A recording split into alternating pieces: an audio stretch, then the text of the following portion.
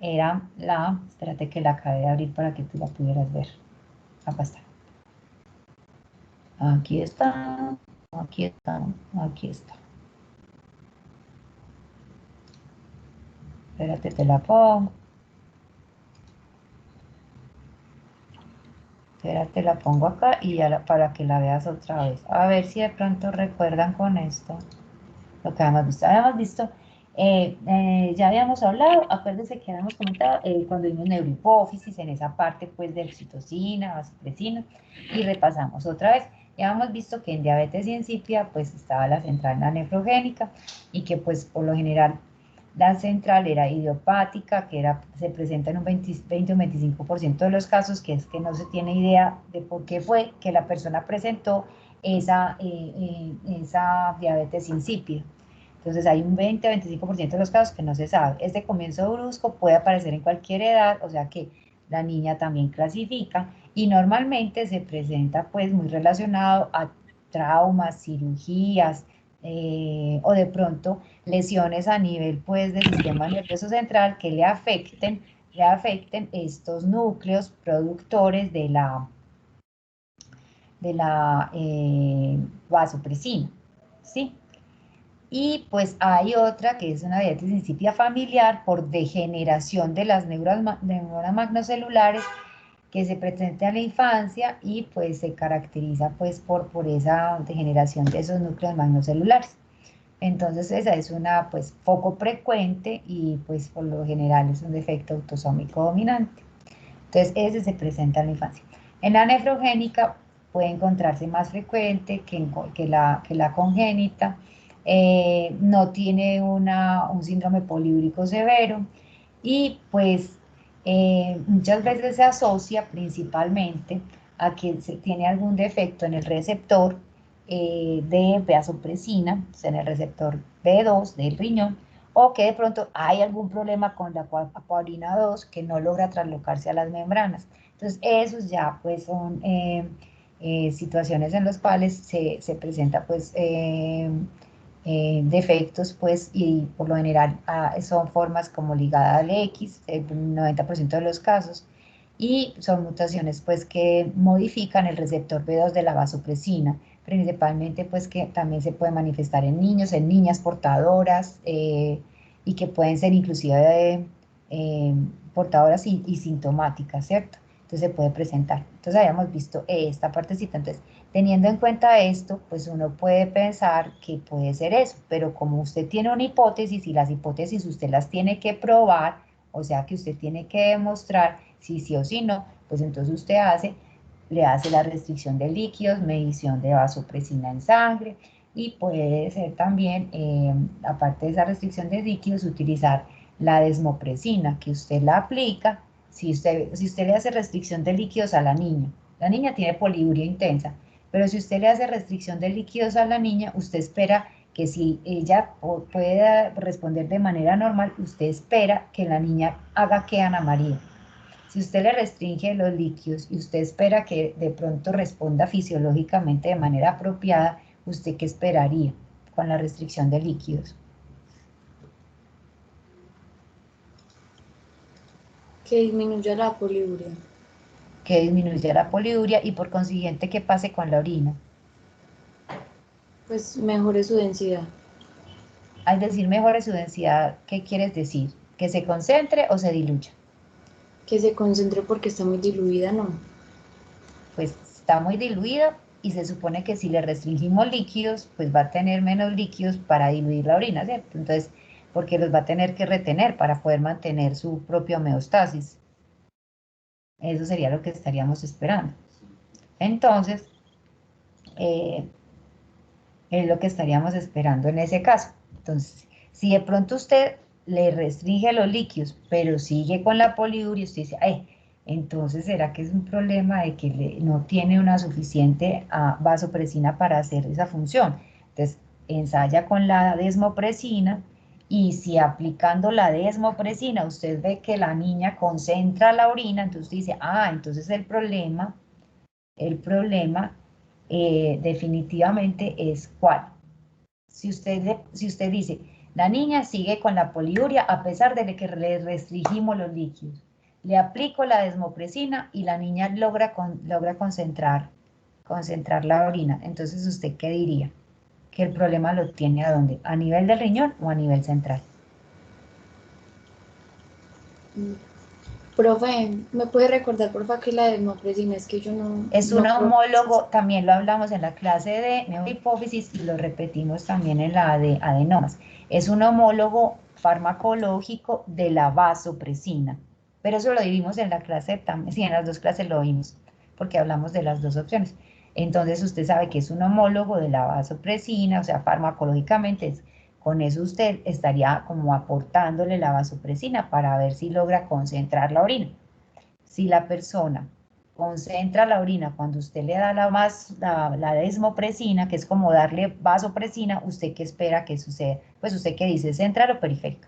Pues es central o nefrogénica, perdón.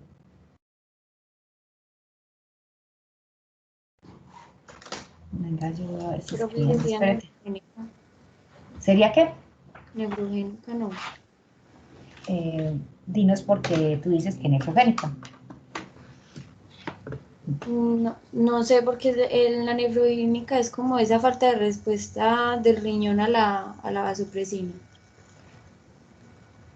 La nefrogénica es Sí. falta de respuesta, sí. O sea, recuerde que dijimos en dos sesiones diferentes que el receptor B2 de la vasopresina está en el riñón. Y si tiene un problema ese receptor B2 que está en el riñón, pues probablemente ahí vamos a tener que no concentre la orina, ¿cierto?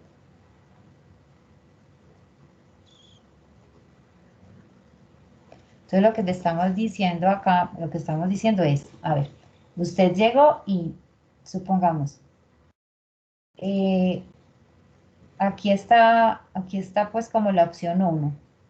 Opción 1, usted le hizo la restricción de líquido, ¿cierto?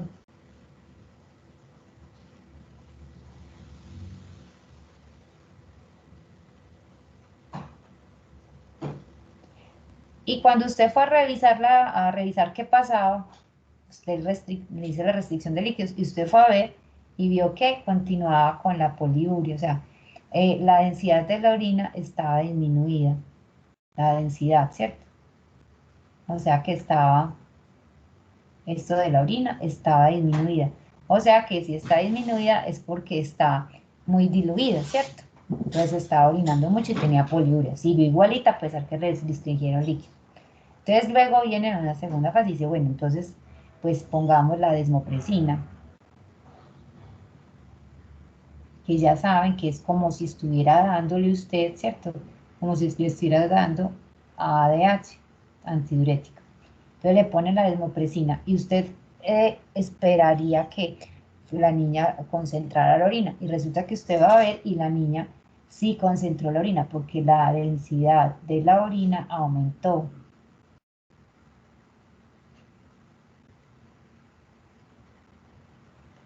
Entonces, cuando usted ve esto, entonces, ¿dónde sería el problema en el caso de esta niña? Pues si pasara este supuesto,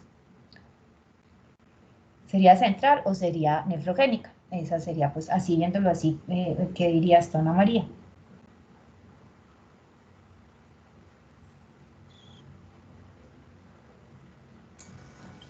Profe, pues, ahí ya no es que esté como tan enredada, entonces sería central. Sería central porque mira, o sea, si fuera nefrogénica, si fuera aquí que el problema fuera en el riñón y tú le das la desmopresina, pero el receptor B2 no le funciona, no concentraría la orina. Ah, ya, pues, o sea, donde el problema estuviera en el riñón, al aplicar la desmopresina, ella igual no sé, pues no funcionaría. No le daría porque el receptor no le responde, Pero en entonces este no caso, como se está concentra. respondiendo, entonces sería central. Exacto, aquí sí Ah, está ya. respondiendo. Entonces quiere Gracias. decir, exacto, sí, Ana María, que el problema, pues realmente de la niña, pues es central, pues que no tiene lo más probable es que no tiene la desmopresina, pero que el riñoncito con su receptor B2 sí funciona, en este Porque caso, al ¿cierto? aplicar la desmopresina estaríamos como haciendo la labor de la neurohipófisis, de liberarla. Para ser más precisos, María Paulina, al aplicar la desmopresina estarías haciendo la función de la ADH, que es liberada por la supuestamente que es la que nosotros deberíamos tener liberándose desde la neurohipófisis. Entonces, sí es eso, o sea, esta desmopresina nos estaría haciendo la función parecida a la ADH, ¿cierto? Similar. Entonces, eso es lo que pasa. Entonces, lo que usted no se tiene por qué enredar, sino que lo que tiene es centrarse y decir, bueno, a ver qué es lo que me están diciendo. Me están diciendo que tengo una niña con poliuria, así que le apareció de repente. No tiene historia familiar de nada, porque mire que vimos que tenía mucha relación con lo que era de pronto de todas estas variaciones, pues, genéticas, que hubiera mutaciones, etcétera. Entonces, pues, en familiar, ¿cierto? Vimos que no tenía historia como de nada, entonces, bueno. Entonces usted dice, bueno, a ver, la aparición brusca, es una niña, pues puede ser una diabetes insípida central, pero no estamos seguros. La niña sigue con la poliuria. Usted le hace restricción de líquidos, a ver si de pronto con la restricción de líquidos, pues como que empezara ella a concentrar pues su orina. Y resulta que usted ve que la niña sigue con la poliuria, ¿cierto? Entonces la densidad de la orina sigue bajita. Entonces usted dice, bueno, entonces ensayemos a ver para descartar si de pronto no tiene, o si de pronto pues no es central, sino que tiene un problema del riñón en el receptor B2. Entonces démosle la desmopresina, que funciona similar a la ADH. Entonces miremos si esa desmopresina logra interactuar con el receptor B2 de ese riñoncito de la niña. Entonces usted la aplica y usted cuando la aplica ve que la niña sí le empieza a concentrar la orina. Entonces, en ese caso, si usted ve que en este caso, aplicando la desmopresina, concentra la orina, usted dice, ah, ok, quiere decir que los receptores B2 del riñón de la niña, los receptores B2, están funcionando bien, ¿cierto? Y entonces, pues, el problema no es aquí, el problema es que entonces la niña sí tiene una diabetes insípida central. Así está más claro, chicos. Sí, profe, ahora sí, como que entendí mejor, gracias. Con mucho gusto. Entonces, eso es lo que ustedes tienen que ponerse a pensar y no enredarse, sino decir, ¿qué es lo que me dicen? Niña con poliuria.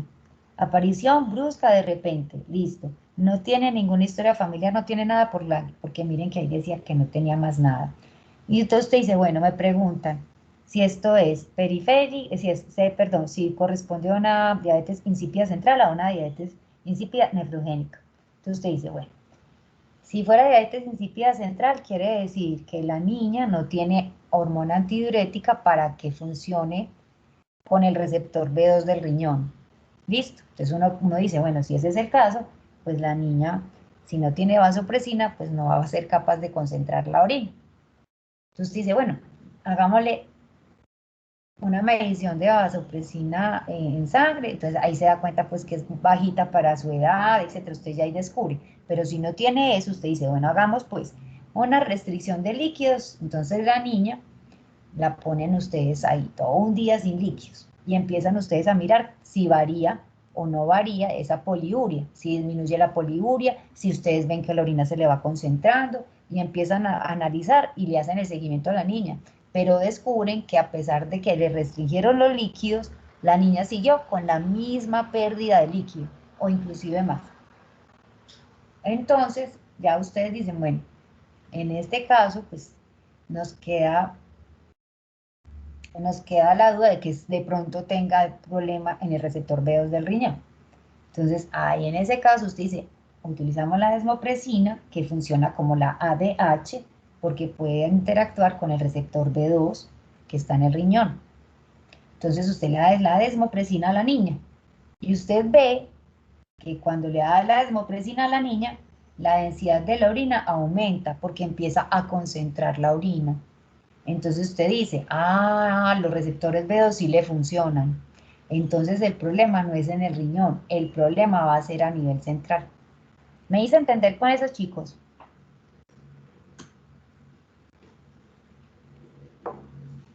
Sí, ¿o profe, no? profe, pero entonces ahí va con respecto al caso. Si esto normalmente es central, se va a dar es por un posquirúrgico o por un trauma, y pues en la historia que nos dieron no dice nada de esto. Entonces se supone que puede ser por un tumor o qué es lo que tiene en sí la niña. No, esta parece que fuera idiopática, porque mira que la niña la revisaron, ustedes vieron que describían que era normal, tenía un desarrollo de estatura y peso normal, tenía control del esfínter desde los 2 años y medio, o sea, la niña estaba normal, pues no se le veía nada, además, pues que hiciera pensar que tuviera un problema. Entonces, probablemente, ¿se acuerda que yo le dije que más o menos un 20 o un 25% de los casos sería idiopático? Es decir, no se le conoce la causa de por qué. Podría decirse que entonces en la niña se podría clasificar en una de esas situaciones idiopáticas. En este caso no puede ser idiopático. Y de hecho, este caso es un caso muy parecido a un caso que estaba en un reporte de caso publicado, pues no es el mismo, sino que se parece, y precisamente es también idiopático, o sea, nunca se supo por qué le pasó eso al niño, al que presentaba el problema. Entonces, pues sería idiopático Ah, listo, profe, muchas en gracias. este caso. Exacto. Listo. Entonces, vamos bien hasta ahí. Sí, Profe, señor. disculpe.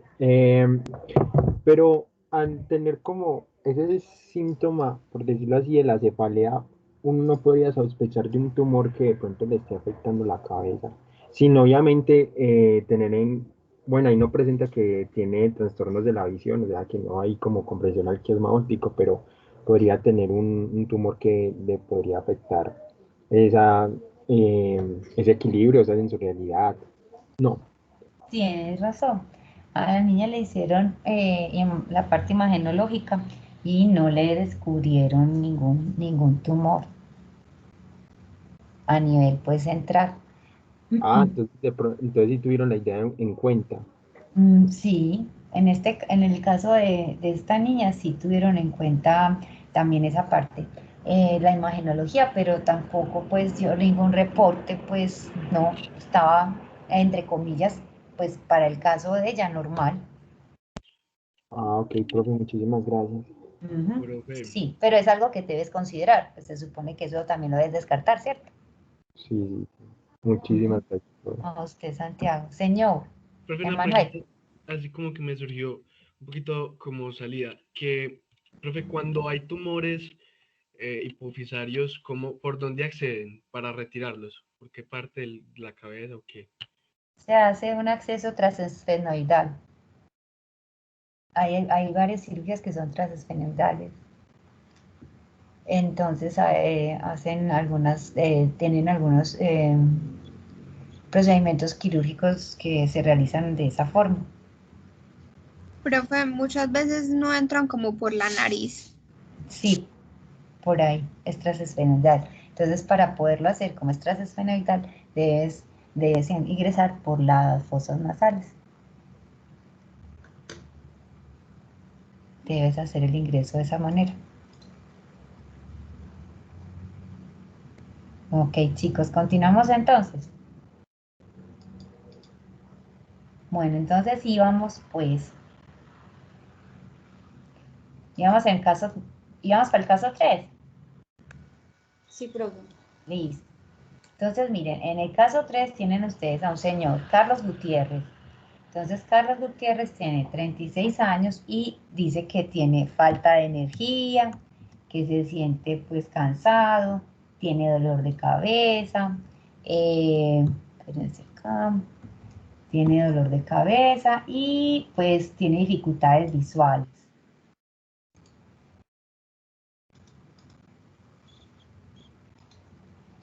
Tiene dificultades visuales.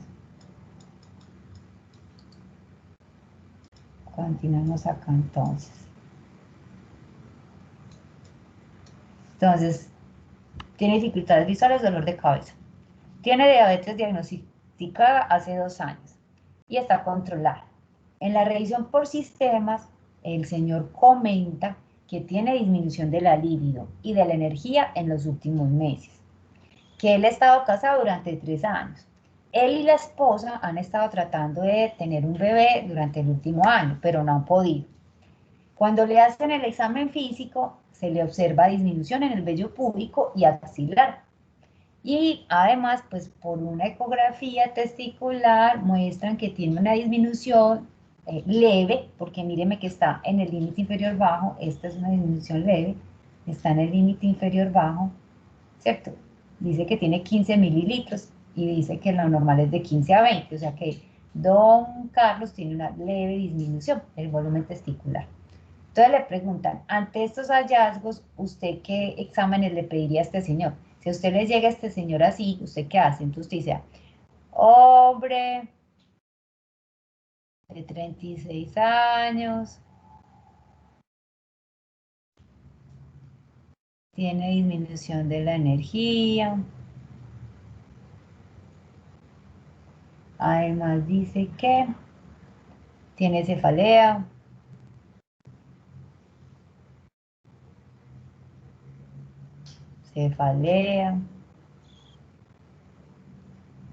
dice que eh, tiene pues dificultades visuales, entonces probablemente pues tenga compromiso del campo visual.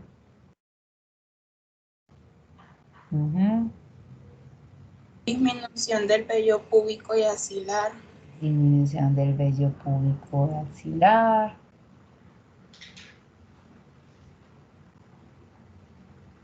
Y además, por la ecografía, pues tiene una leve disminución del volumen testicular.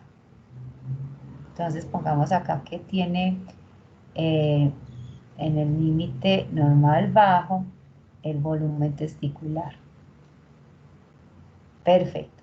A usted le llega este señor así y usted qué hace con él. ¿Qué dicen ustedes? ¿Qué hacemos con este señor? ¿Ustedes cómo lo van a manejar? ¿Qué Una hacen con él? medición hormonal de testosterona y LH y FSH. Testosterona.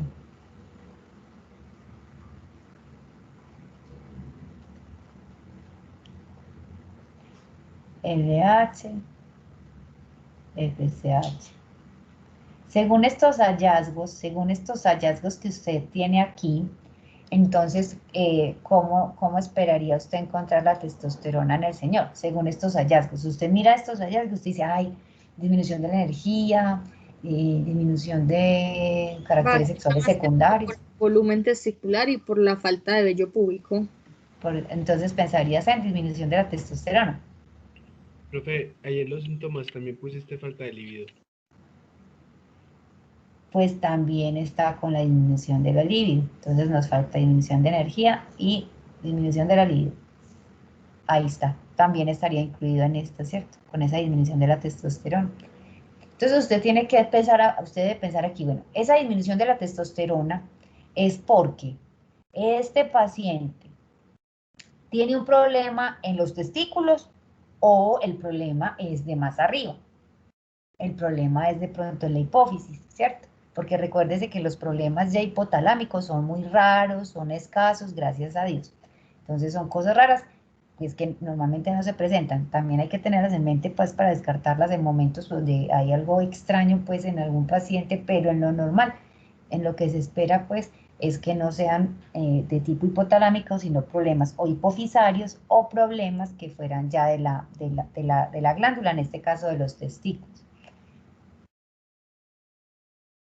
Entonces aquí en este ejercicio es que nos dicen, bueno, de acuerdo a eso, el problema podría estar o en el testículo o más arriba.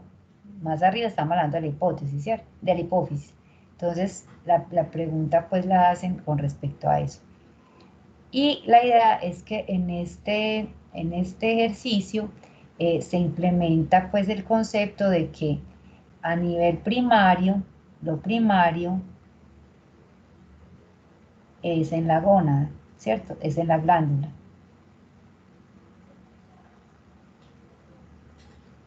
Lo secundario es en la hipófisis.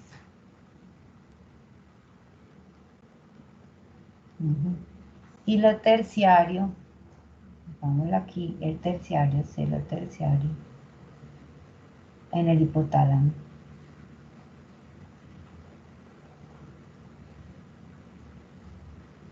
Entonces, si el problema que tiene el paciente es en la glándula, hablamos de que es un problema de carácter primario. Si el problema que tiene el paciente es en la hipófisis, tiene un problema secundario. Y si el problema que tiene el paciente es a nivel hipotalámico, es un problema de carácter terciario. Entonces, ese concepto se va a involucrar en este caso. Entonces, en este caso le dicen, bueno, usted entonces va a pensar que esa disminución de la testosterona es porque tiene un problema en el testículo o porque de pronto tenga un problema mucho más arriba, en la hipófisis. Entonces, si a usted le sale la testosterona bajita, usted esperaría que de manera normal y fisiológica las gonadotropinas como estuvieran en lo normal. Bajas. Si están bajas, Ana María, ¿qué pasó entonces con el sistema de retroalimentación negativa que fisiológicamente debería tener? En un supuesto de que el señor tiene este bajito y entonces su sistema por retroalimentación negativa, ¿qué debería tratar de hacer pues para ayudarlo a superar su problema? Que pues que se estimule para que produzca más.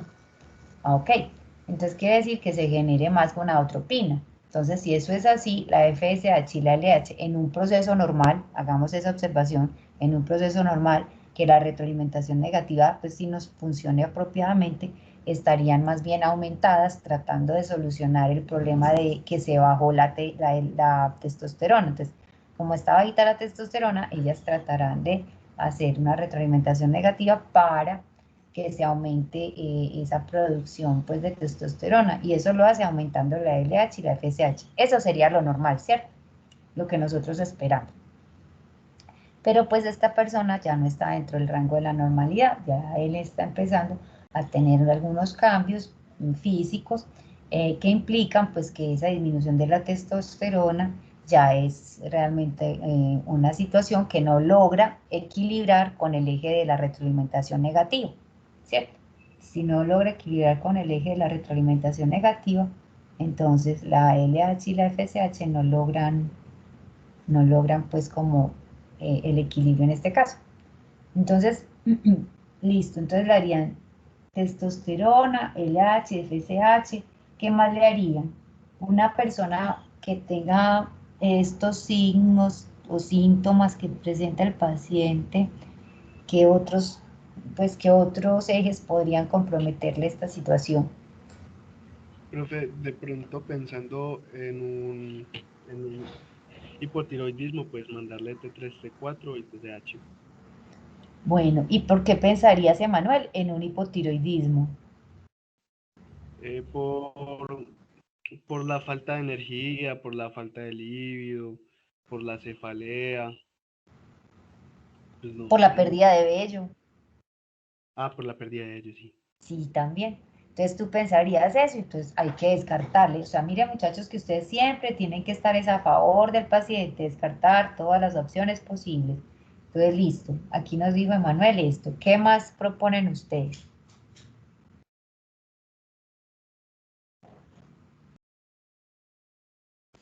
Profe, pensando que pues tiene una diabetes desde hace 2 años, también hago una prueba por si es algo relacionado a la diabetes. Y también se podría pensar en...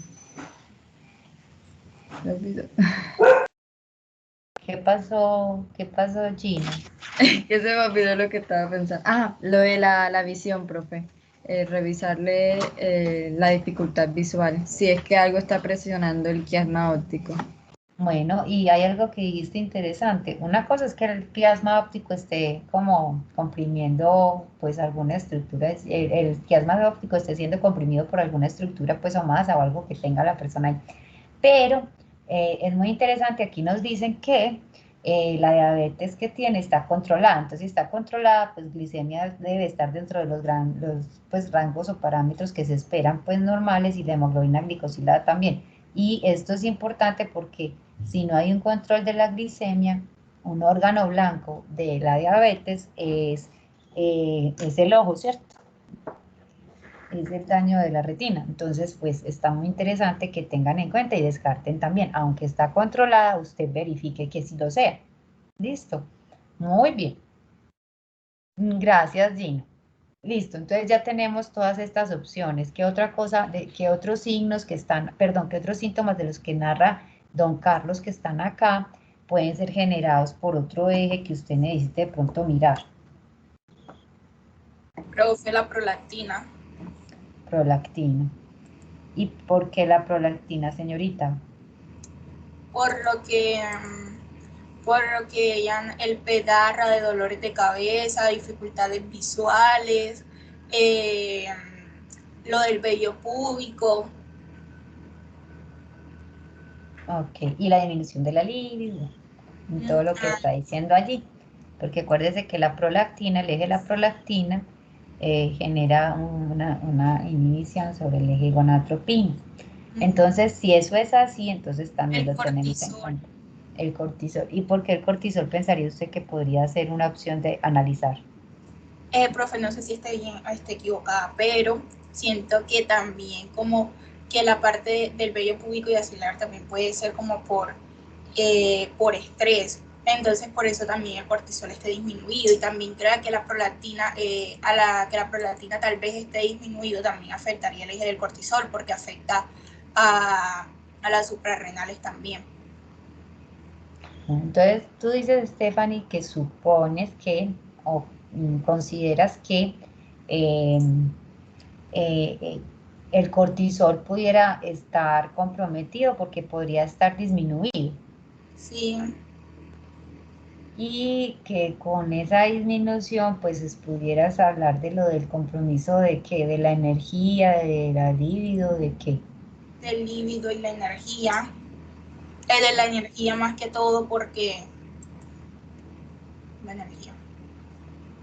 Él dice que está como con agotamiento, falta de energía. Bueno, puede ser. Entonces, ustedes acuérdense que cada vez que piensen en una prueba, ustedes deben fijarse en la fisiopatología del paciente y lo deben sustentar al auditor, porque el auditor va a estar pendiente de qué es lo que estamos haciendo. Entonces, aquí, señora. Y la cefalea también puede estar aumentada por efecto de masa aumentada también. Entonces también le mandaría como un TAT y una resonancia. Imagenología.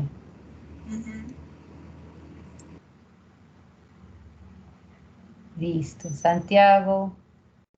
Profe, es muy bacano y todo uno sabe el favor del paciente para uno descartar, pero a uno sí lo dejan hacer tanto examen. Esto se llama ejercicio académico, Santiago. En el ejercicio académico nosotros podemos hacer hasta cosas imposibles, ¿cierto? El ejercicio académico se hace porque obviamente usted con este señor, así como está, no le va a hacer todo esto, pero yo necesito enterarme de que ustedes están en la capacidad de identificar varios síntomas que se pueden asociar con compromiso de varios ejes.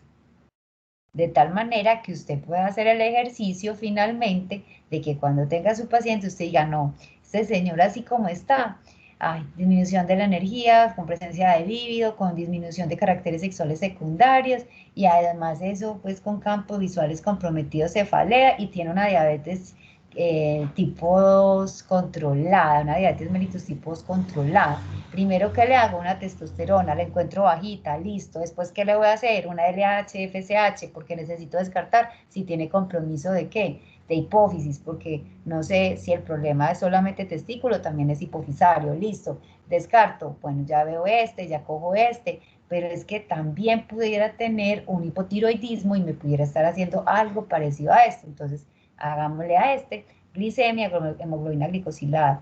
Si aquí yo tengo un resultado que me haga pensar que el problema es hipofisario, probablemente no necesite pues hacer por fuera pues de la prolactina, la LH, FSH, la testosterona, estos que serían básicos para mirar cómo está lo de la diabetes mellitus de este señor, y de pronto una TSH a lo mucho, para usted mirar y evaluar el señor.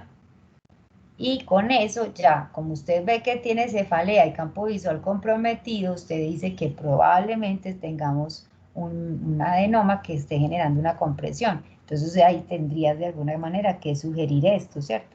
Entonces este es el ejercicio académico, pero lo hacemos es para que ustedes puedan tener el ejercicio y cuando ya estén en el momento que les corresponde de afrontar ya pues el caso del paciente, ya tengan las herramientas para actuar de manera coherente, consistente y muy acorde pues con el proceso pues del paciente y acorde con el sistema de salud, porque tampoco podemos generar gastos inapropiados por parte del sistema de salud. Pero tu pregunta está muy interesante, Santiago. Pues ya está. Ya sabes, ejercicio académico puede con muchas actividades, pero ya la realidad, obviamente ustedes ya se tienen que ajustar, pero ya tienen los conceptos, tienen herramientas de cómo estar considerando al paciente, de cómo evaluarlo, de cómo enfocarlo. Esa es la idea, por eso son los ejercicios académicos. Ana María. Profe, pero en este caso no podría ser como más posible, digamos que si sea necesario hacer ese estudio de imagen, pues para ver si de pronto hay un adenoma, por lo que pues puede ser como un adenoma gonadotropo, ¿no? Por lo que en los hombres también causa esa disminución de energía, líbido y la testosterona. Sí, entonces usted para eso ya tiene que descartar. Y así como usted está pensando, entonces dice, ok, la testosterona dio bajita. Miremos cuánto la dio la LH y la FSH. Y entonces usted le dice, la LH y la FSH le dio bajito. En el rango normal bajo. Le dio bajito, entonces bueno, este está bajito. En el límite inferior bajo. Entonces listo. Estos dos están bajitos y por retroalimentación negativa usted esperaría que esta no estuviera bajita, ¿cierto? Usted esperaría que las gonadotropinas estuvieran pues elevaditas porque se supone que ellas tienen que estar haciendo los estímulos para tratar de recuperar la función de la glándula. Entonces usted esperaría pues que estas no estuvieran en el rango inferior bajo, ¿cierto? En la parte normal baja. Entonces bueno. Le dicen que además le reevalúan también la prolactina y ahí dicen que la prolactina es normal. Entonces ahí le dice, realizaría otros exámenes, ¿qué otros exámenes realizaría? ¿Y por qué? Entonces si usted ya hizo la testosterona y encuentra las gonadotropinas así en el límite normal bajo, lo más probable es que usted diga, ok, parece que el problema es más a nivel secundario, es más un problema hipofisario. Y fuera de eso, tienes una prolactina que está normal, entonces es altamente probable que sí, que el señor tenga un problema más de tipo secundario, pues por lo que estamos viendo de los análisis, y que por consiguiente pues haya que descartarle. Acuérdese que los adenomas gonadotropos tienden a ser no funcionales. Entonces, pues podríamos empezar a estudiarlo para un adenoma gonadotropo probablemente y mirar pues cómo está la situación en cuanto a la imagen, porque ahí sí requerirían una imagen, ¿cierto? Ahí sí se requeriría una imagen diagnóstica y mirar pues si es un micro o macroadenoma y cómo está el compromiso. Recuerde que los adenomas gonadotropos tienden a ser como muy característicos, es por el aumento del tamaño. Y mire que el señor dice que ya lleva bastante tiempo, lleva meses sintiéndose así, sintiéndose mal, entonces probablemente es un adenoma que ha ido aumentando de tamaño. Entonces, que debe considerar evaluarlo también, en este caso con la imagenología, por esa razón, porque pueden ser adenomas de gran tamaño y que sean, pues, y fuera de eso, no funcionales. ¿Estamos, muchachos? Profe, yo tengo una pregunta. Sí, Silvia. Yo podría suponer que pues el señor tiene un problema específicamente en el núcleo arcuato, pues yo leí que ese se encargaba de liberar la hormona liberadora de la gonadotropina. Ese ya sería un problema hipotalámico, Silvia. Y debes recordar que por la epidemiología y la forma de presentación de las patologías, afortunadamente está descrito que los problemas hipotalámicos son poco frecuentes. Entonces nosotros debemos, desde la práctica, ya de la práctica clínica, uno debe empezar desde las cosas más frecuentes e ir descartando lo más frecuente para irnos acercando a lo menos frecuente. Porque para acercarse a lo menos frecuente requieres hacer otros estudios mucho más complejos, etcétera. Entonces siempre empiezas de lo más frecuente a lo menos frecuente. Esa es como la idea. Una pregunta, también tengo Sí. otra pregunta. ¿No debería empezarse más fácil por la imagenología, pues por una resonancia, por un TAC de cráneo? Pues no es como más común pues uno va como desde lo macro a lo micro. ¿No es más fácil uno encontrar primero si hay pues alguna masa o algo así? Pero es que, María Camila, encuentras, o sea, arrancas con el Señor, te llegas y le mandas de una imagenología, tú no sabes, pues, o sea, te sale un micro macroadenoma, pero entonces después, ¿qué? O sea, ¿y usted cómo lo va a justificar? Porque, por ejemplo, pues todas las características que él tiene y que describe la sintomatología dan como para que tenga un macroadenoma, pues un adenoma hipoficiario. Sí, pero entonces, pues, como, o sea, ¿usted cómo lo va? Pues, o sea, usted o sea, si usted se lo manda así, así como me está diciendo, se lo manda al auditor, le va a decir, ok, usted está mandando una imagenología, pues, usted supone, pero ¿de dónde? ¿Cómo? ¿Por qué? ¿Con qué me soporta que realmente sí requiera esa imagen? Porque solamente con la cefalea y con el compromiso de campo visual, pues no, además porque es diabético. Ah, ya, listo, profe. Usted tiene que poner, o ellos le ponen mucho pero a uno, para todo. Uno tiene que saber muy bien lo que está haciendo, porque te ponen pero para todo. Listo, chicos. ¿Algo más, Santiago? Profe, no sé si en mi ignorancia se puede hacer el examen en conjunto de las hormonas. O sea que hacerle en la prueba de sangre, sacarle para la del TSH, para la Sí. prolactina, para el cortisol. Es No. que en estas tú puedes hacerla. La idea es que, mira, primero, con esto tú tienes una duda muy grande porque son caracteres sexuales secundarios. Lo primero que piensas es en eje gonadotropo, entonces testosterona y gonadotropinas. Y como tiene la cefalea, el compromiso de campo visual y demás, entonces dices, puede ser un adenoma gonadotropo o un problema en el testículo. Pero también podría ser que el señor me esté aumentando la producción de la prolactina, entonces mandémosela. Entonces, en una primera toma de muestra, pues le evalúas esto, ¿cierto? Y tienes en cuenta, y esta, ¿cierto? Porque tienes que garantizar que esto está normal, quiero decir, dentro de los límites, pues, apropiados para la situación que tiene el paciente, de lo que estamos hablando, que supuestamente está controlado. Entonces, le haces este y estas dos. Si de pronto aquí hay algunas variaciones y ves que no, entonces ya empiezas a descartar por los otros lados. Pero en la primera sangrada le puedes hacer la testosterona, la LH, glicemia, hemoglobina glicosilada y prolactina. Ya, muchas gracias. Sino que yo creí que eso se hacía así por aparte. No Ya pasito a necesariamente. pasito. No.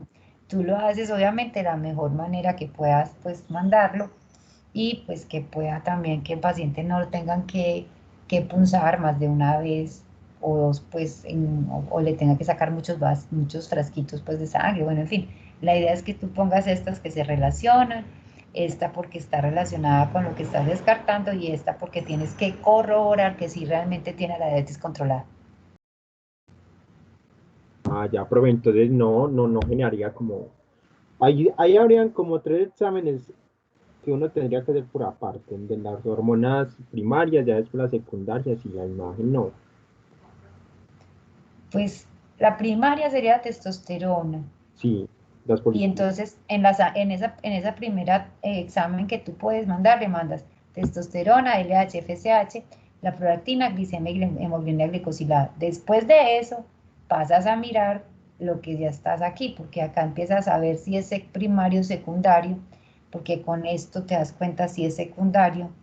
Entonces ya de ahí empiezas a descartar otra posibilidad, como nos decía María Camila, pues descartar ya la parte de la imagen, el adenoma. Pero usted ya tiene un soporte para decir usted por qué, ya con todo esto, más lo del campo visual comprometido, más la cefalía de sustentar por qué necesito una imagen.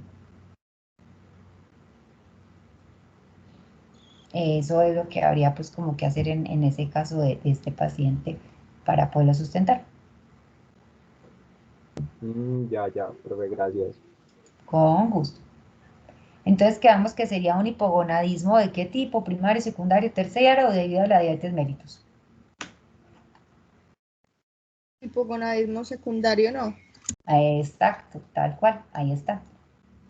Es un hipogonadismo secundario. Vamos entonces con este otro caso, muchachos, el caso 4.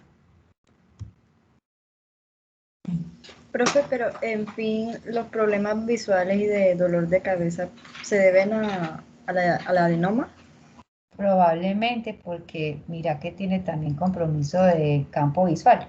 Y si se le preguntara al señor de qué características pues es el compromiso de campo visual, es probable que el señor conteste que el problema es que el problema que tiene, perdón, que el problema que tiene es debido a que tenga el adenoma, ¿cierto?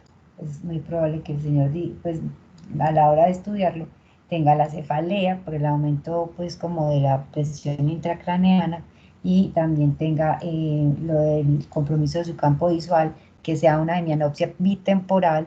Recuérdese que la hemianopsia bitemporal es que hay una masa que me está comprimiendo el quiasma óptico y al comprimirme el quiasma óptico, la visión lateral de ambos ojos ya no funciona bien, entonces no puedo ver bien por los lados, tengo más bien como una visión en túnel. Entonces hay que analizar si el paciente tiene ese compromiso del campo visual. Entonces usted con todo eso, usted dice, esto está como muy a que estamos teniendo una masa ocupando espacio en el cráneo y que me está comprimiendo el quiasma óptico. Listo, profe. Listo, cuarto caso. Tienen una señora de 32 años de edad. Tiene 32 años y es una mujer. Tiene amenorrea de 9 meses. Dice que no fármacos, no medicamentos. Esta amenorrea tiene 9 meses. No fármacos, no medicamentos. Dice que tiene disminución paulatina de la visión.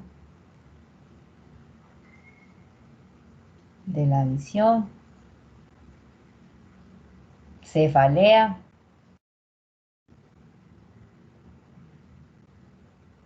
Y usted le hace el examen físico y en el examen físico se entera de la que señora tiene galactorrea. Tiene galactorrea. Y el resto del examen físico es normal. Usted en esta señora con 9 meses de amenorrea, ¿usted qué piensa?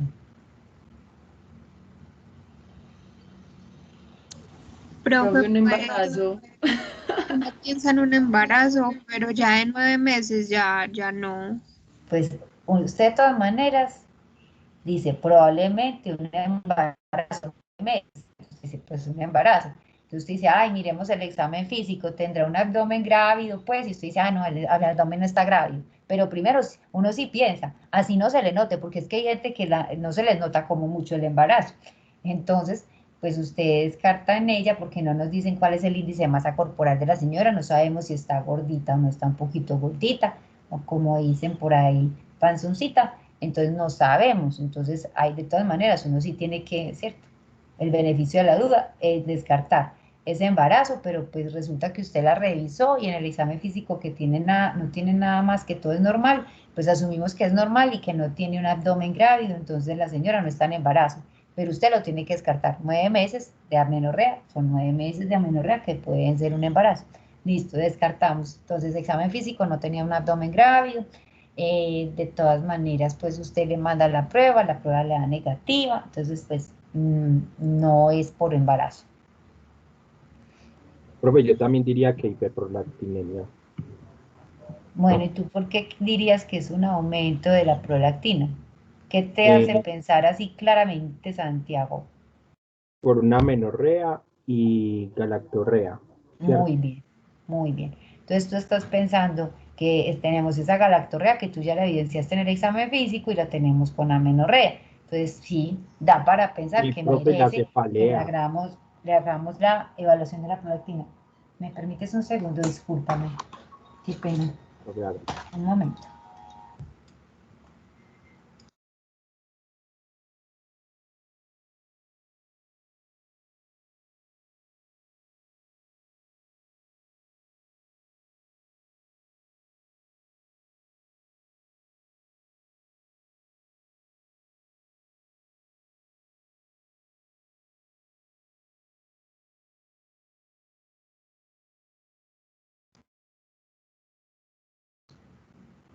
Chicos, hola, volví. Qué pena, gracias. Entonces estábamos aquí con Santiago, ¿cierto? Entonces estábamos diciendo, bueno, él dice, bueno, puedo pensar que tenía un aumento de prolactina. Entonces dice, ¿por qué? Porque es que, mira, tiene galactorrea y tiene 9 meses de amenorrea. Profe, y Bueno, también otra justificación sería por la cefalea, la disminución visual, trastornos en la visión en general. entonces estás pensando de pronto tenga un microadenoma, ¿cierto? Sí. O un macroadenoma, no sabemos, hay que mirar. Pero entonces tú analizas, bueno, entonces la prolactina puede ser por un adenoma, ¿cierto? Ujú. ¿Por qué otra razón usted le podría tener la prolactina aumentada en una persona? Entonces ahí la pregunta es, le dicen a la señora, mire que en la historia clínica es claro decir que no toma medicamentos.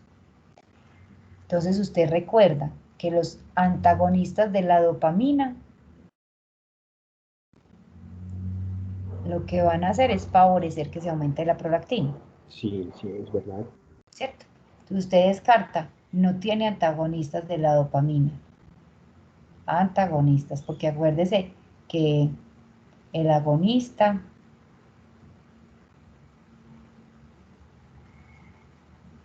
entonces, antagonistas de la dopamina no los tiene, entonces no medicamentos, no. Entonces usted está descartando, es que no vayan a tener antagonistas de la dopamina, porque si ahí tengo una antagonista de la dopamina, me va a disminuir la actividad de la dopamina. Y la dopamina es la que me mantiene el control de la producción de la prolactina, porque me la mantiene en el límite que debe ser. Entonces, si no funciona, pues se nos sube la prolactina.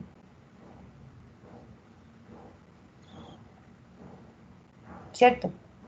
Sí, profe, sí, está Ok. bien. Entonces ahí finalmente, muchachos, usted dice, bueno, con todo eso que tenemos hasta ahora, estamos pensando que tiene un aumento de la prolactina y que entonces puede ser un adenoma. Entonces ahí se tiene que tomar la medición de la prolactina. Eh, También usted podría pensar, además de la prolactina, qué otras cosas podría medir.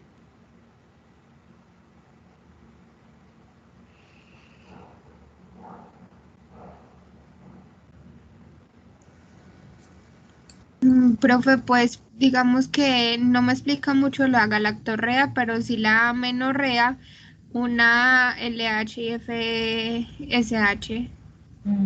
Puede ser. La gonadotropina, profe, pues también, claro. Ajá. No sé También que puede tener infertilidad porque tiene libido disminuido. Ujú. O sea que puede ser también compromiso pues del eje aquí, pero recuerden que si se aumenta pues se aumenta la prolactina, nos va inhibiendo este eje también, ¿cierto? Se nos va a ir inhibiendo este eje también. Entonces por eso tendríamos la menorrea. Entonces chicos, en este caso, lo último que usted tendría que verificar es que los problemas paulatinos de visión que tiene la señora, y la cefalea, pues que no vaya a ser por un efecto ya de más a nivel del sistema nervioso central y que sea de pronto un adenoma que le esté produciendo esa prolactina. Entonces ahí sí considerar también la imagen, ¿cierto? Imágenes. Considerar las imágenes, ¿cierto?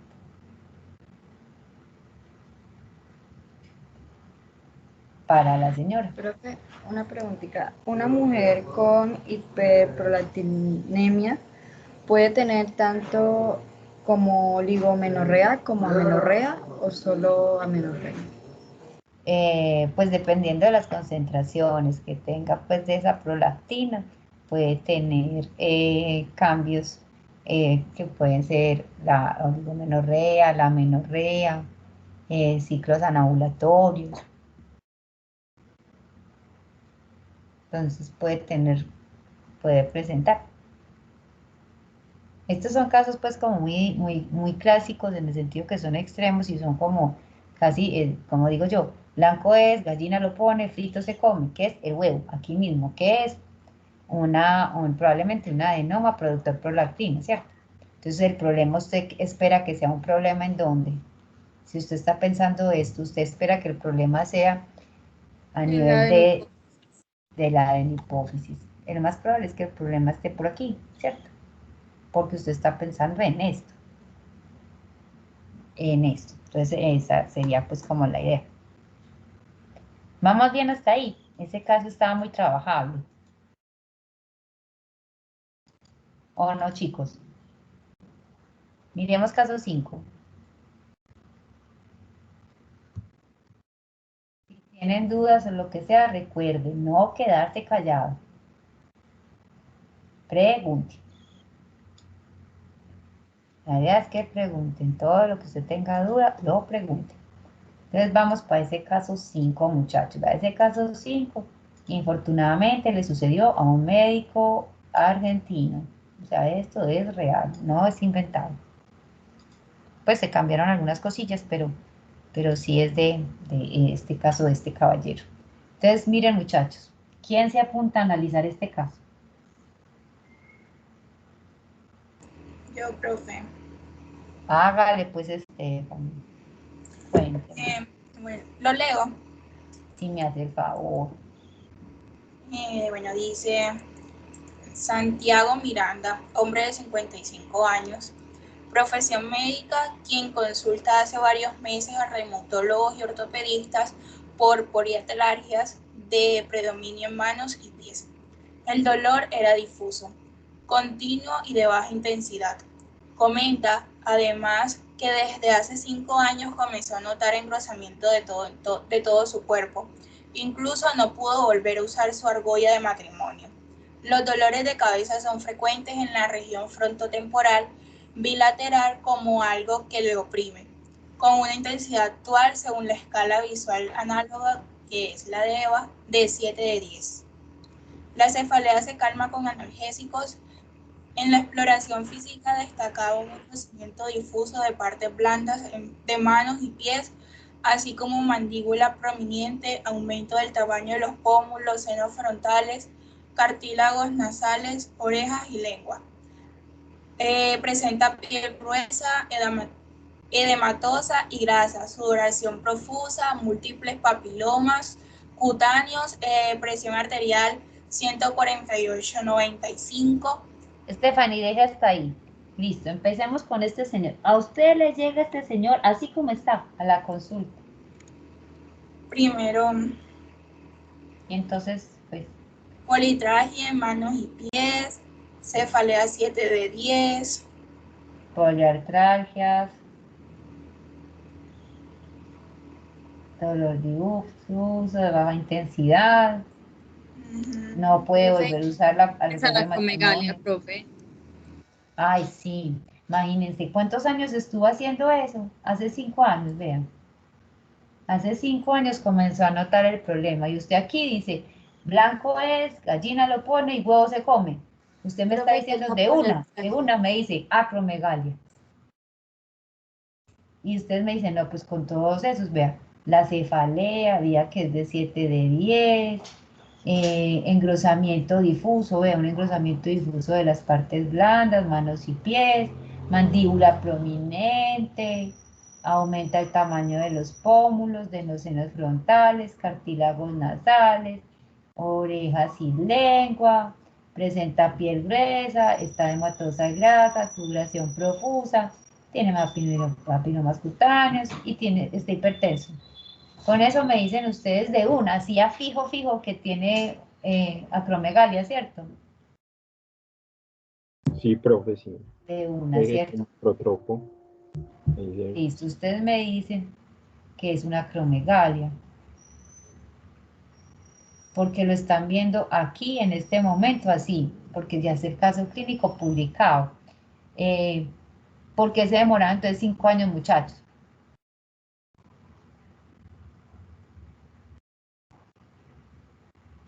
Porque mire que el problema que él empezó a presentar fue las poliartralgias, y entonces estaba con reumatólogo, con el ortopedista, y pues parecía pues como si tuviera que una artritis reumatoidea, no sé qué es lo que le estaban descartando a este señor, pero pues... Por eso, profe, que también sería uno de los síntomas de la acromegalia. Sí. De pronto por lo que hablábamos que pues que los médicos tienden como a fijarse en una cierta cosa y como no sistematizar los síntomas, entonces ellos las poliartralgias, pensaban que era solo pues quizás por no sé, estrés o alguna práctica que tenía o bueno, no sé. Exactamente, probable, muchacho. Entonces, mírenme, es médico, este señor es médico. El caso es de un médico argentino. Entonces, miren, 5 años consultando porque tenía poliartralgias en manos y pies con un dolor difuso a nivel corporal y continuo de baja intensidad. Y fuera de eso, él empezó a notar que el cuerpo se le estaba como engrosando más y que ya no le servía cada vez era como menos la capacidad de que tenía para ponerse esa argolla de matrimonio. Y con seguridad aquí no nos están mostrando índice de masa corporal, pero es altamente probable en este paciente que de pronto el índice de masa corporal haya aumentado. ¿Por qué creen ustedes? ¿Por qué creen ustedes?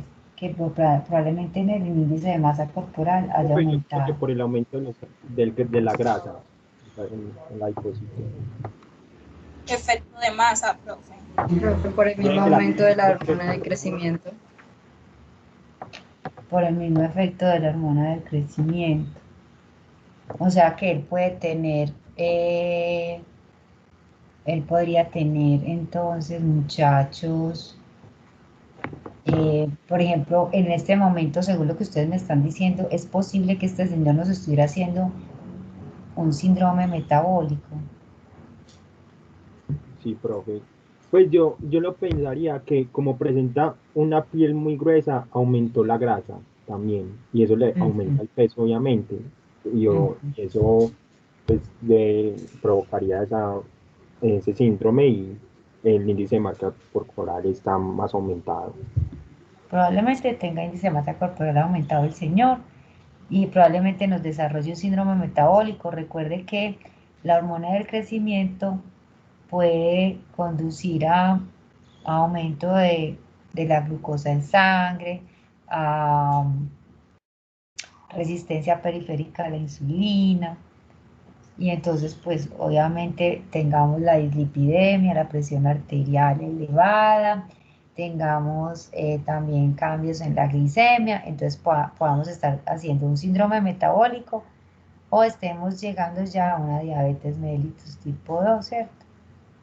Usted en estos pacientes tiene que descartar esto, porque usted no solamente se va a centrar en que el paciente tiene el problema de la acromegalia, no, usted tiene que pensar que es que el paciente se nos va a complicar.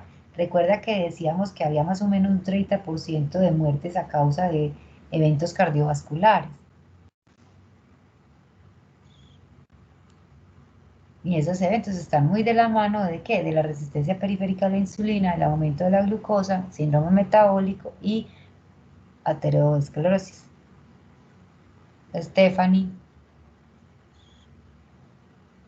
¿nos ibas a decir algo? Profe, le iba a decir eso que tenía, pues había que ver la resistencia a la insulina, pero ya usted lo dijo. Entonces ustedes, aquí es clarito que todo esto es de una acromegalia. Y decimos acromegalia, ¿por qué? Porque no decimos que es un gigantismo. Para yo decir... Un adulto, profe. El gigantismo es en los niños. Ajá, está en un adulto, ¿cierto? como dicen todos ustedes, es un adulto, ya cerró los discos epifisarios, ya no va a crecer más, le crecen todos los huesos planos y le crece todo pues lo demás. Entonces, bueno, importante, usted ya sabe que crece todo lo demás, tiene que hacerle un buen examen físico, una buena palpación, recuerde que estos pacientes tienen organomegalias, usted tiene que además fijarse en eso. Entonces tiene que estar atento de que todos los cambios que van asociados a este síndrome, porque él puede que no lo mate la acromegalia en sí, pero sí lo que la acromegalia va a generar en él. ¿Me hago entender?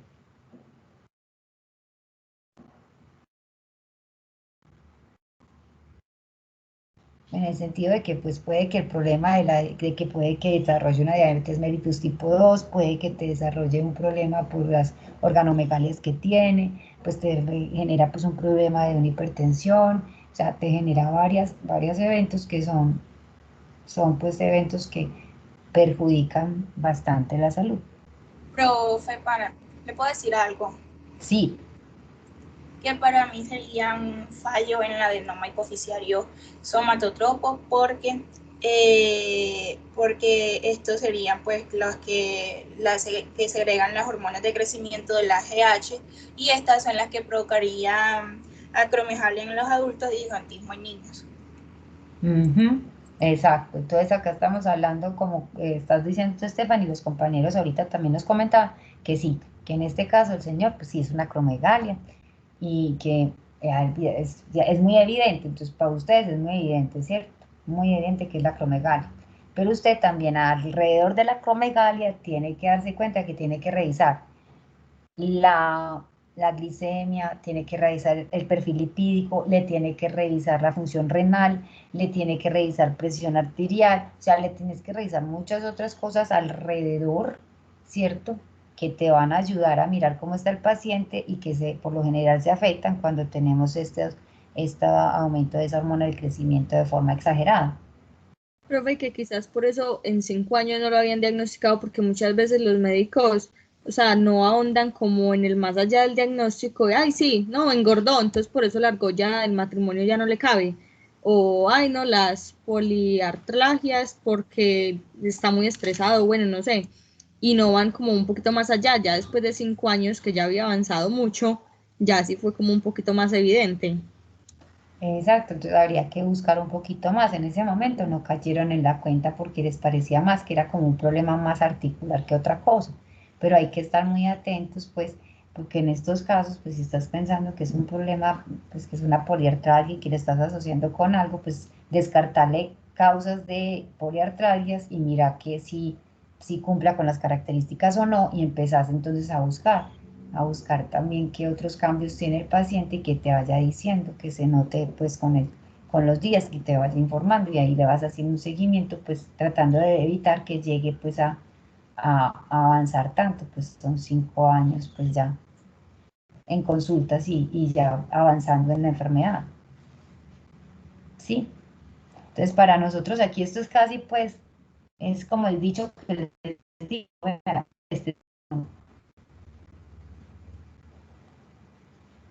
este estaba súper trabajable, ¿cierto? Mejor dicho. Roy, ¿cómo sigue el médico? ¿Cómo?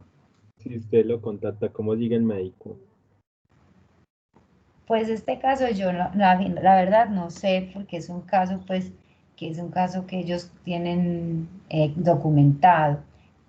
Ya sí, ya para el seguimiento, ahí sí hay unas imágenes y pues la idea es que le traten de controlar el problema y pues muchas veces lo que ya se cambió a nivel fenotípico pues no es que involucione mucho, sino que de pronto ya queda con eso.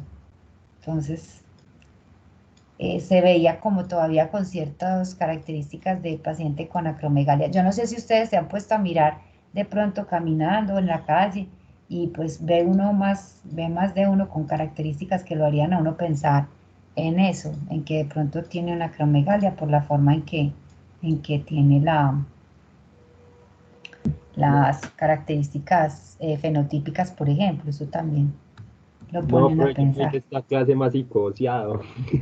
No, no salgan psicoseados, porque pues la idea es como no, es mirar, es analizar.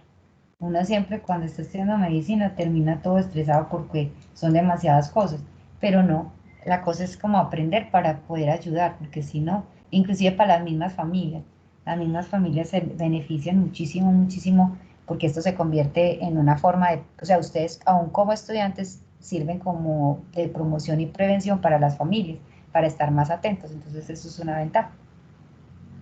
Profe, es que en estos días estaba hablando con un compañero y habíamos dicho que pues es muy importante, digamos, saber, pues los métodos de planificación son con hormonas. Entonces, como para ver como más o menos un poco de ese tema y, por ejemplo, los quistes en los ovarios, que eso pues se da muchísimo, muchísimo. Y uno muchas veces va donde un médico general o pues sí, un médico, y uno le dice, "Ay, es que es para empezar a planificar o para ver qué me recomiendan, o es que tengo este dolor o lo que sea, esas pastillas me están cayendo mal". Y ellos dicen, que, "Ay, sí, sí, sí, yo te remito a la jefe porque es que pues de eso nosotros no sabemos nada". Entonces es como algo muy importante. No sé si tiene que ser como para no robarte clase, como en una asesoría o algo que nos puedas dar a las personas que estemos interesados, pero es como un tema como que es bueno para nosotros mismos y es bueno cuando nos toque un paciente, que llegan muchos para prevención y promoción. Bueno, nosotros trabajamos por ejemplo, en ovario poliquístico desde el punto de vista de lo que hablamos de endocrino, tratamos de enfocar y lo tratamos de hablar, ya sea porque lo veamos en alguna de las sesiones pues, posteriores y que tenga que ver con club de revistas o que tenga que ver con alguna de las exposiciones que se realiza, etcétera. Tratamos de mirar, son esos compromisos que se generan del ovario poliquístico, porque el problema con los ovarios poliquísticos es que también generan cambios a nivel corporal que conducen a las personas a síndromes metabólicos, y con los síndromes metabólicos los problemas cardiovasculares, y con los problemas cardiovasculares pues ustedes ya se imaginan todas las situaciones que pueden estar involucradas. Entonces nosotros lo vemos mucho desde esa perspectiva. Lo que nosotros hacemos en sistemas es tratar de combinarnos. Entonces, por ejemplo, en sistema reproductor y demás también tienen también ese acercamiento. Pero desde el punto de vista de las consecuencias endocrinas de presentar el ovario poliquístico, sí se hace pues como ese análisis de esos cambios que están asociados eh, a, a los cambios pues como el aumento de peso que se puede presentar, la probabilidad de que la persona pueda desarrollar un síndrome metabólico, los cambios a nivel pues de sus perfiles lipídicos y las consecuencias pues cardiovasculares. Y pues obviamente las consecuencias pues del uso de los anovulatorios orales desde el punto de vista pues como endocrino. Eso sería pues como lo que nos podemos centrar más, pero pues con la combinación del profe con sistema reproductor pues, se podría complementar esta información. Y si no, pues vemos ya para el final un espaciecito para que, como ya tenemos pues también visto la parte y repasado para el final también la parte de eje gonadotropo, ver si lo podemos ver ahí en ese momento. Se puede hacer. Listo, profe. Pues y no solo eso, sino como te decía, también los métodos de planificación, porque hay unos que son como con mayores hormonas, otros con menores, otro que por ejemplo son que con el levostirogal y el otro entonces es con el diogestés. Pues yo no sé casi eso, pero pues o sea, como que cuál sería bueno, cuáles producen menos efectos adversos, etcétera. Ahora, algo sí es cierto y me permito decirlo.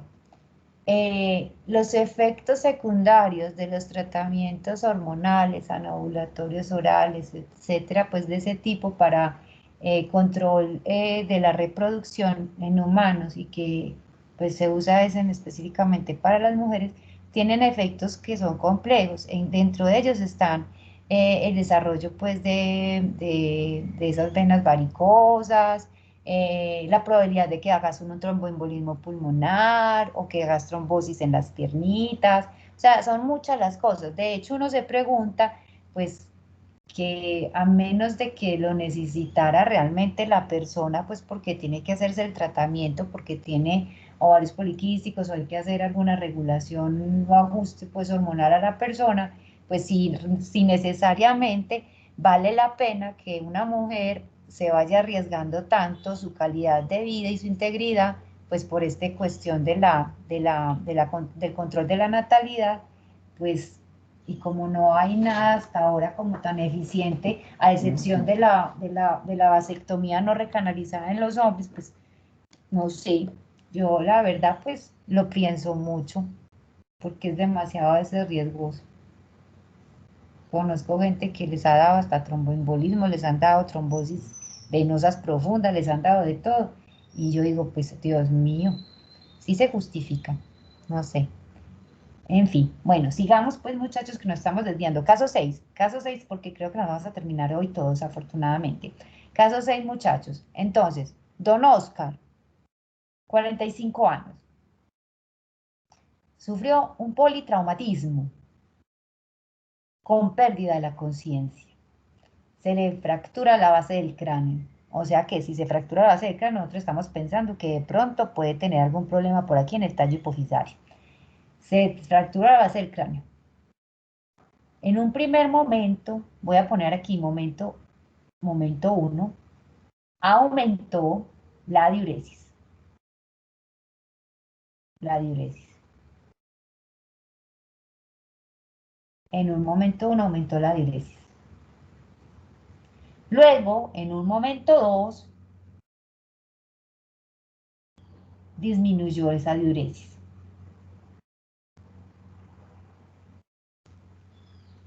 Disminuyó la diuresis. Luego, bueno, y pues disminuyó la diuresis y recuperando la conciencia. Y luego, 10 días después, pues, de que recuperó la conciencia, otra vez aumentó la diuresis.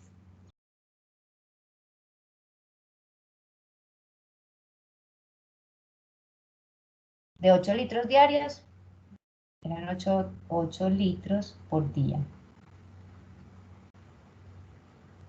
Y tuvo también polidipsia.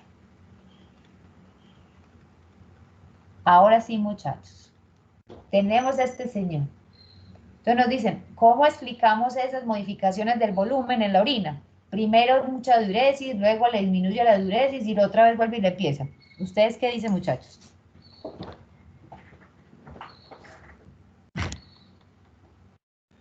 ¿Cómo explicamos nosotros eso?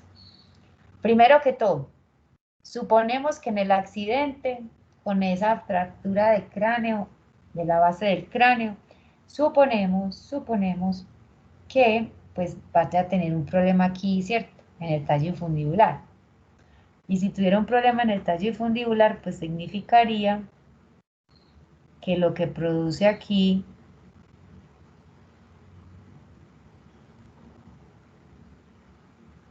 en el núcleo supraóptico y paraventricular, que se supone que debe viajar acá, ¿cierto? Se supone que debe viajar aquí,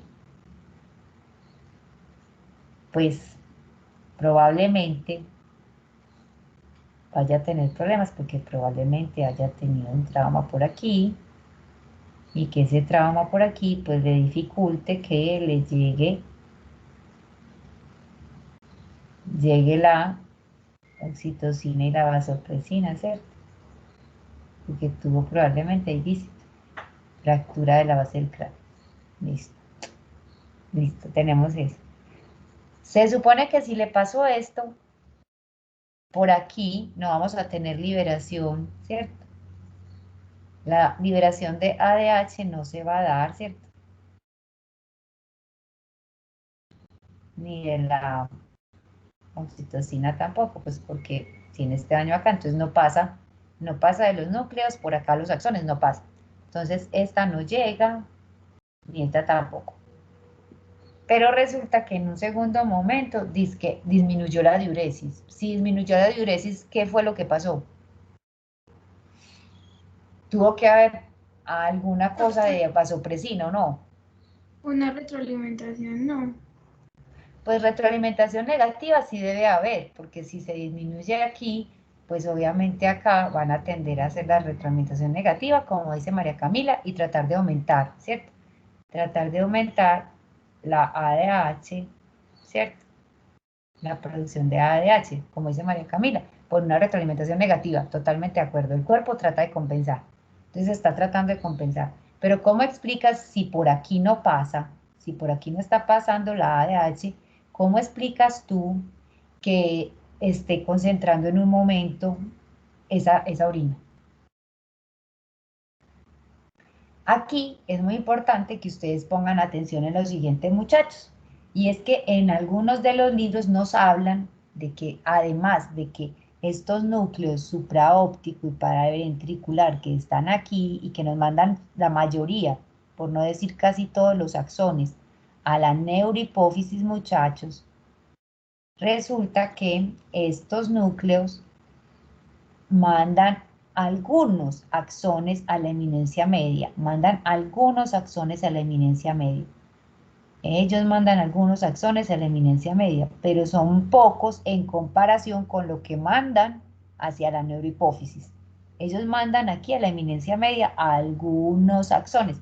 Y recuerde que sobre la eminencia media, ¿cierto? Por aquí estaría parte del sistema portohipofisario, el plexo primario, ¿cierto?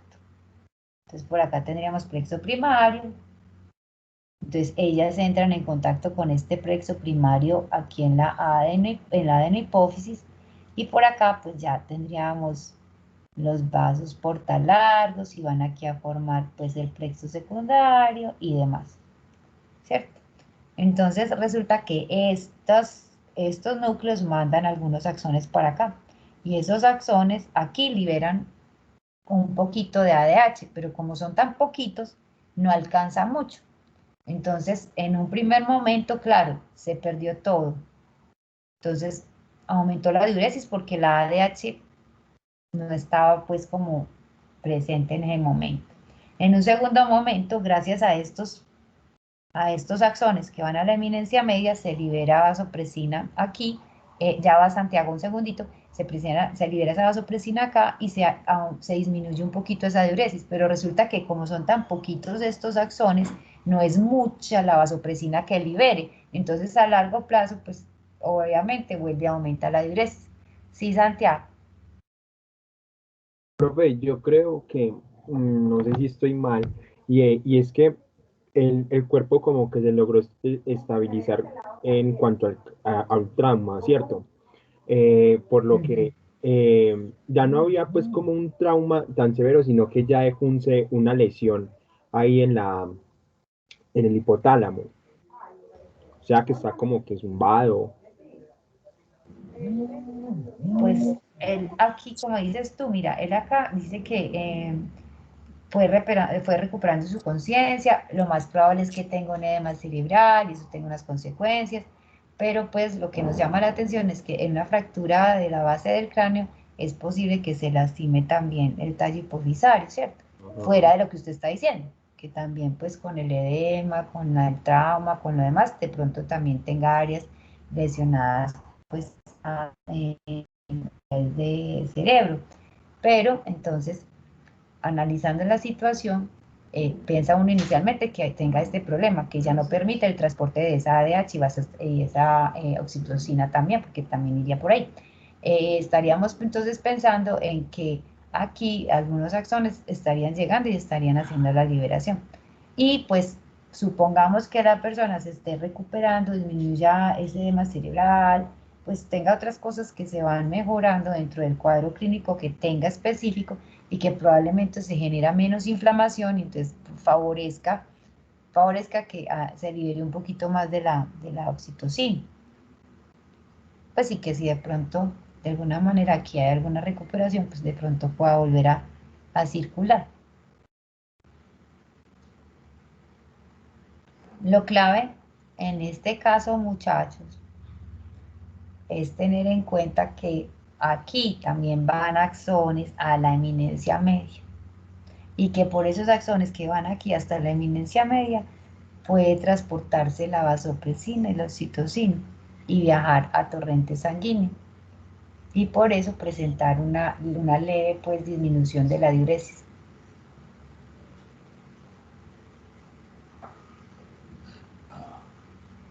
¿Lo habían visto en algún libro, muchachos? No, profe. No, profe. Pero no, en los libros, en uno de los libros está, pero es para que usted también tenga en cuenta, por si pasa alguna vez esta circunstancia como esta, similar, usted recuerde que puede estar sucediendo esta otra vía por aquí y que puede estar liberando vasopresina. Y según eso, el daño pues es suprarrenal, es de renal o del sistema nervioso central. Sistema nervioso central. Sistema nervioso central, porque el señor tiene un trauma, el berriondo. Estamos ahí. Entonces sería acá una diabetes insípida, pero pues porque tiene el trauma, ¿no? Porque tuvo el trauma. Si no, el señor estaría normalito. ¿Estamos? Profe, entonces ahí se le pondría desmopresina para regular como tal la vida normal del paciente.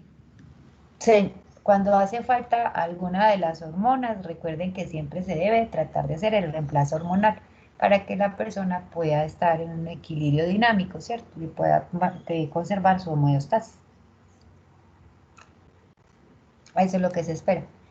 Chicos, Ana María, ¿no a decir algo? Sí, profe, yo Sí. no, pues la verdad no me quedó claro. O sea que es en el sistema nervioso central el problema y no en el, pues, aunque sí se liberaba un poco de vasopresina. Porque tenés en cuenta lo siguiente, Ana, mira, tienes los núcleos acá. De estos núcleos tú sabes que los axones van mayormente a la neurohipófisis. Pero resulta que este señor tuvo un accidente y en ese accidente se le comprometió aquí el tallo fundibular porque tuvo un trauma de la base del cráneo. Entonces, altamente probable un trauma aquí que comprometa el tallo fundibular. Y entonces resulta y sucede que el señor pues entra con un aumento de la diuresis. Entonces es probable que por este trauma entonces no haya paso de la oxitocina y la vasopresina, entonces la vasopresina por acá no pasa. Por eso se aumenta la diuresis, porque no tiene vasopresina para concentrar la orina, ¿cierto? Pues no tiene vasopresina circulando para concentrar la orina. Y resulta que usted pues lo recibe así, con esa diuresis, pero de un momento a otro usted ve que va disminuyendo como esa diuresis. Y entonces aquí en esta parte usted se recuerda, entonces usted dice, bueno, puede suceder que en ese momento 2 pues disminuya la diuresis porque es que este paciente está pues porque estos núcleos, el supraóptico y el paraventricular, envían axones también a la eminencia media. Y en la eminencia media está el sistema porta hipofisario, ¿cierto? Entonces, estos axones de estos núcleos supraóptico y paraventricular viajarán hasta la eminencia media, entrarán en contacto con el sistema porta hipofisario y liberarán la vasopresina y también pues, la oxitocina, que luego ya llegará a la circulación sistémica. Y por eso hay una disminución de la diuresis, pero es una disminución leve de la diuresis. Y como acá usted no tiene tantos axones, porque acá tiene más axones, ¿cierto? No tiene tantos axones como los que tiene acá, sino que tiene poquitos axones aquí. Entonces, pues no es suficiente esa vasopresina que viaja a través pues, de esta vía. Y por eso pues habría que hacer algún grado de suplemento en la persona. No sé si te hicimos entender. Y por esta razón, pues por el trauma, se considera que esto que está generando aquí es una diabetes insípida central. Porque mira que el señor, cuando vuelve y recupera a través de estos axones la liberación de la ADH, inmediatamente disminuye la diuresis. O sea que quiere decir que su riñón tiene receptores B2 que funcionan de manera normal. Entonces, si eso es así, quiere decir que el problema es a nivel central por el trauma. ¿Sí me hice entender ahí, Ana María? Sí, profe, muchas gracias. Listo. Vamos para el otro, yo creo que lo alcanzamos a ver. Este también es caso de la vida real. Santiago, hágale, cuéntemelo todo. Profe, una pregunta. Hágale. Pues a manera muy personal, en tu vida profesional, como, ¿cuál ha sido el caso más duro que te ha tocado? Que te tocó poner muchos exámenes y casi no se diagnosticaba. No es endocrino. Ah, No es un caso endocrino. bueno, entonces en un caso endocrino, como ¿cuál es más le dificultó?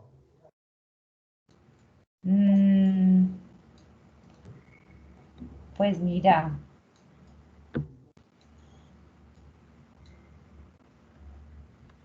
A ver,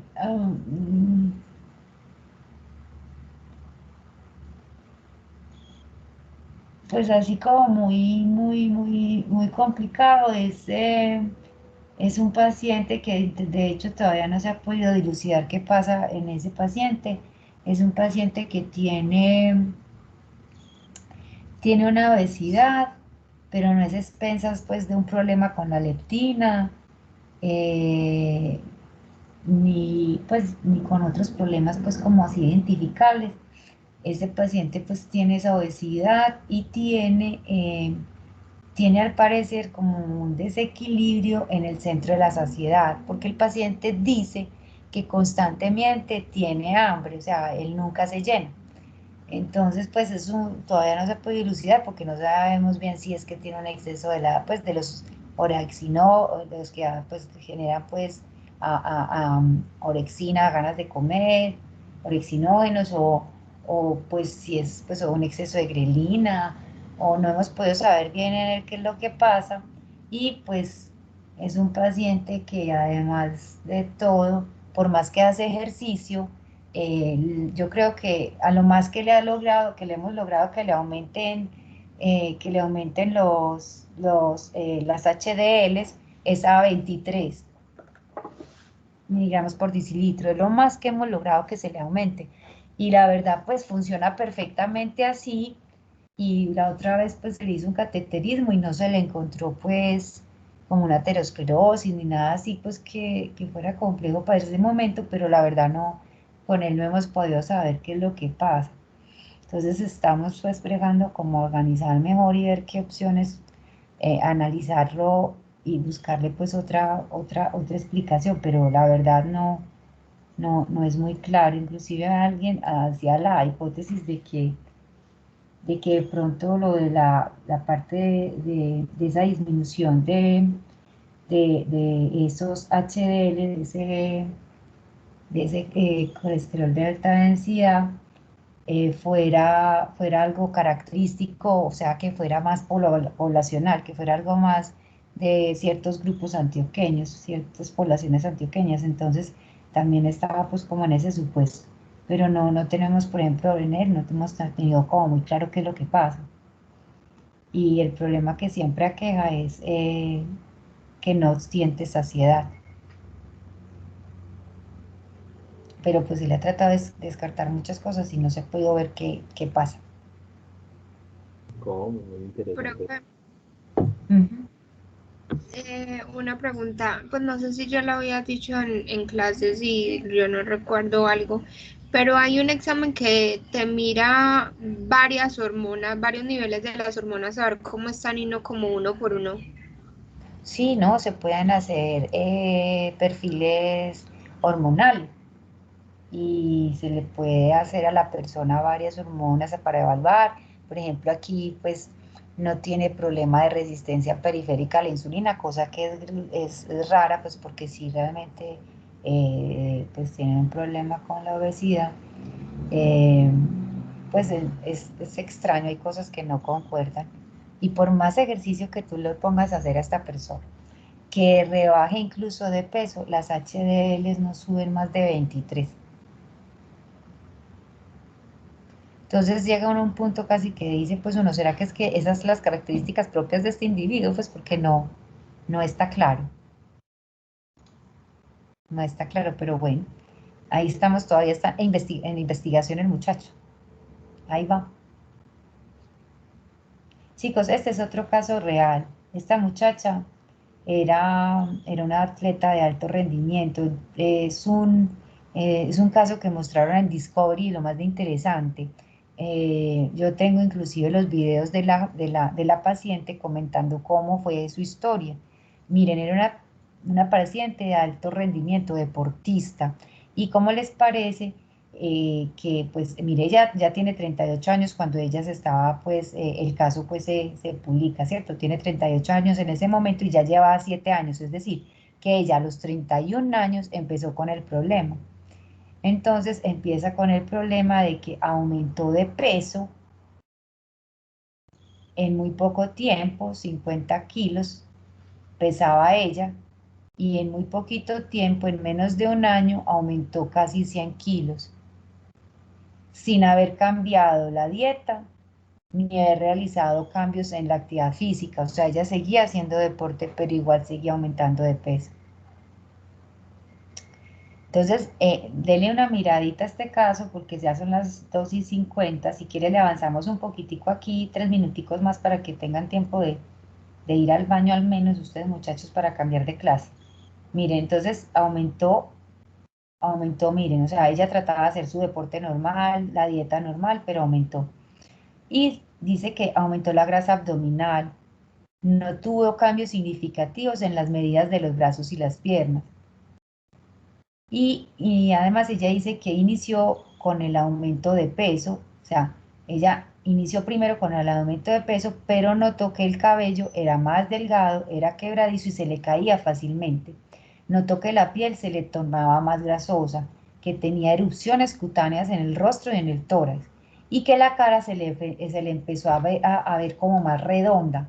Y también empezó a ver que en la parte de atrás de la nuca empezó a tener como una joroba, como que se le estaba aumentando ahí un tejido adiposo en esa parte.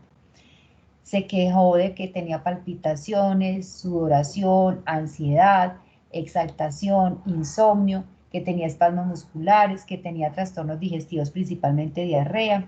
Y entonces, pues al examen físico se observa que tiene una obesidad mórbida, se nota la cara en luna llena, la joroba de búfalo, se le nota la hiperemia, especialmente las mejillas. Hiperemia es un aumento pues como de la circulación en esas áreas, entonces se ven más rojitas, presencia de estrías rojizas, sobre todo en el abdomen y en las mamas, tiene caderas y en el axila también. Presenta hipertensión arterial, muchachos. Vea, esta muchacha, así como la notan, cuéntenme ustedes qué piensan así de primera mano. Si la ven así, a usted les llega así. Profe Cuchín. Ah, cierto. Usted dice un cuchi, ¿no? O sea, blanco es, gallina lo pone y frito se come. Cuchi. Muchachos, cuchi. La muchacha se demoró 7 años para que la diagnosticaran. Tuvo un aumento de peso de 100 kilos, o sea, 50 kilos de peso en menos de un año. ¿Y cuáles eran las hipótesis de ellos? Pues es que al principio no ¿sabe qué? Pensaban que era que ella tenía desórdenes alimentarios y que era una persona que comía de manera compulsiva, que porque tenía algún trastorno psicológico, o sea, le pensaron de todo menos que pudiera tener un trastorno endocrino. Y la muchacha, la vida le cambió de un todo y por todo, porque si ustedes ven, yo no les he colgado los videos, si les interesan me dicen y los colgamos. Si uno ve los videos de cómo ella era antes de y a cómo quedó después de, ay, eso es muy triste para ella como mujer, se debe sentir muy mal, porque pues tiene unos cambios muy grandes, ¿cierto? Fuera de que tiene unos cambios también, muchachos, de que esta obesidad le conduce a que síndrome metabólico, así como está una diabetes mellitus, pues así como está, ya por una diabetes mellitus debe estar, y ya está hipertensa, y apenas tiene 38 añitos de edad. No ha llegado ni siquiera a la mitad del siglo, para uno decir que sí está en la mitad del siglo, pues no. No tiene 50 años, tiene 38 en este momento que le hacen ese diagnóstico. Entonces, miren, ustedes me dicen un cuchín, claro, aquí y aquí se ve un cuchín. Pero esta muchacha le llega así, con ese aumento de peso que fue lo primero. Ella, mire lo que ella dice, Con lo primero que empezó fue con el aumento de peso y además con el aumento de peso se le empezó a caer el cabello porque era más delgado, quebradizo y la piel era más grasosa y que tenía erupciones cutáneas en todas partes. Con eso empezó. Pues parte anterior y parte posterior del tronco, ¿cierto? En la parte superior. Entonces, mañana vemos casos 7 y 8, terminamos de analizarlo, pero ahí les dejo, piensen en esta pobre muchacha. 7 años para llegar a este diagnóstico de pensar de que podía tener un problema endocrino. Y de lo que ella se queja en el video es que le criticaban que estaba abusando de la comida, o sea, que ella comía en exceso, que ese era su problema, imagínate. Entonces, fuera de que tenía estos